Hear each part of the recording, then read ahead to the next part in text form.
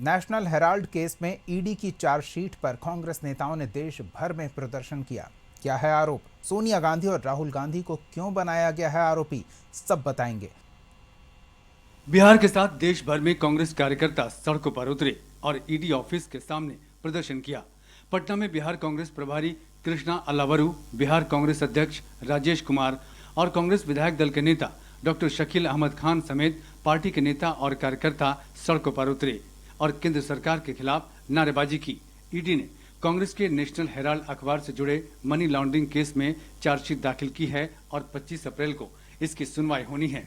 Chargesheet के बाद कांग्रेस केंद्र सरकार के साथ आर पार की लड़ाई के मूड में है। नेशनल हेराल्ड केस में ईडी यानी प्रवर्तन निदेशालय ने जो दिल्ली के राउज एवेन्यू कोर्ट में चार्जशीट दायर की है, उस चार्जशीट में सोनिया गांधी और लोकसभा में विपक्ष के नेता राहुल गांधी का भी नाम है, जिसके बाद पूरे कांग्रेस के कार्यकर्ता उद्वेलित हैं और उन्होंने ईडी दफ्तर को घेर लिया है। उन्होंने ईडी दफ्तर का घेराव किया है।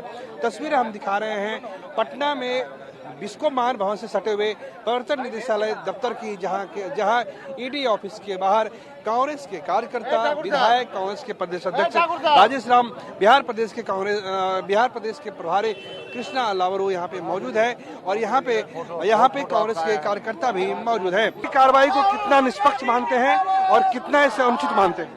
देखिए, वो 25 बार चार्जशीट कर ले, उससे फर्क नहीं पड़ता। फर्क ये पड़ता है कि राजा बैठा हुआ है। केंद्र में सरकार लोकतंत्र का नहीं है, वो राजा बैठा हुआ है। तो राजा तो कैसे फरमान जारी करते हैं? वो राजा फरमान जारी करेंगे ईडी को, जाओ इसको जो है केस में डालो। देखिए, क्रोनोलॉजी समझना जरूरी है। अमित शाह के भाषा में मामला क्या है? सेक्शन 8 की कंपनी है, मतलब जिसमें मुनाफा नहीं होता।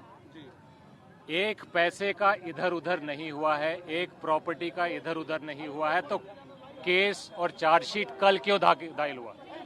इसीलिए हुआ क्योंकि कांग्रेस पार्टी और राहुल गांधी गुजरात में घुस गए हैं। मामला नेशनल हेराल्ड अखबार से जुड़ा है, जिसकी स्थापना 1938 में जवाहरलाल नेहरू ने की थी। अखबार का मालिकाना हक एसोसिएटेड जनरल लिमिटेड यानी एजेएल के पास था, जो 2 और अखबार छापती थी। ये अखबार थे हिंदी में नवजीवन और उर्दू में कौमी आवाज। 1956 में एजेएल को गैर व्यावसायिक कंपनी के तौर पर स्थापित किया गया और कंपनी एक्ट धारा 25 से कर मुक्त कर दिया गया। कंपनी धीरे धीरे घाटे में चली गई और 90 करोड़ का कर्ज चढ़ गया। 2008 में वित्तीय संकट के बाद इसे बंद करना पड़ा, जहां से इस विवाद की शुरुआत हुई।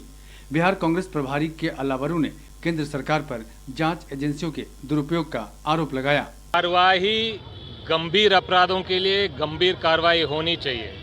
मेरा बीजेपी से सीधा, अमित शाह और मोदी जी से सीधा सवाल है, जब हिंदुस्तान के मेडलिस्ट पहलवान सड़क पे उतरकर धरना दे रहे थे, बृजभूषण आपके पार्टी में थे, आपने एक एफआईआर तक नहीं किया।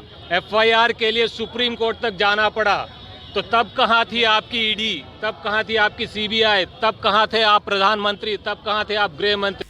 2010 में यंग इंडियन नाम से एक और कंपनी बनाई गई, जिसका 76% शेयर सोनिया गांधी और राहुल गांधी के पास रहा और बाकी का शेयर मोतीलाल वोरा और ऑस्कर फर्नांडिस के पास था। कांग्रेस पार्टी ने अपना 90 करोड़ का लोन नई कंपनी यंग इंडियन को ट्रांसफर कर दिया। लोन चुकाने में असमर्थ द एसोसिएट जनरल ने सारा शेयर यंग इंडियन को ट्रांसफर कर दिया। इसके बदले में यंग इंडियन ने महज 50 लाख रुपए द एसोसिएट जर्नल को दिए। इसी को लेकर बीजेपी नेता सुब्रमण्यम स्वामी ने एक याचिका दायर कर आरोप लगाया कि यंग इंडियन प्राइवेट ने केवल 50 लाख रुपए में 90 करोड़ वसूलने का उपाय निकाला, जो नियमों के खिलाफ है।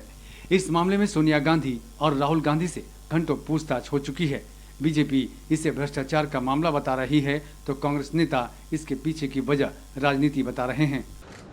कांग्रेस पार्टी के लोगों ने राहुल गांधी जी का परिवार, सोनिया गांधी जी का परिवार कैसे लूटकर अपने जेब में डालने का प्रयास किया। मैं बताना चाहता हूं कि 2010 में सोनिया गांधी और राहुल गांधी जी की एंट्री हुई। 2010 में एजीएल के 1057 शेयर धारक थे। इसी वर्ष 5 लाख रुपए से कांग्रेस ने यंग इंडिया लिमिटेड कंपनी बनाई। इसमें तत्कालीन कांग्रेस पार्टी के महासचिव श्री राहुल गांधी जी डायरेक्टर के रूप में शामिल हुए और कंपनी में 76% हिस्सेदारी राहुल गांधी जी और सोनिया गांधी जी का हुआ। देखिए, मनी लैंडिंग में कांग्रेस प्रूव हो गई है और उन्होंने बहुत बड़े तरीके से पैसे का गलत तरीके से ट्रांसफ़र अपने कांग्रेस पार्टी के अकाउंट से और अपने निजी कंपनियों को कराया। इस नाते जो है उसके लिए उत्तरदायी हैं और जो लोग दोषी हैं वो कानून के अनुसार उनके खिलाफ कार्रवाई।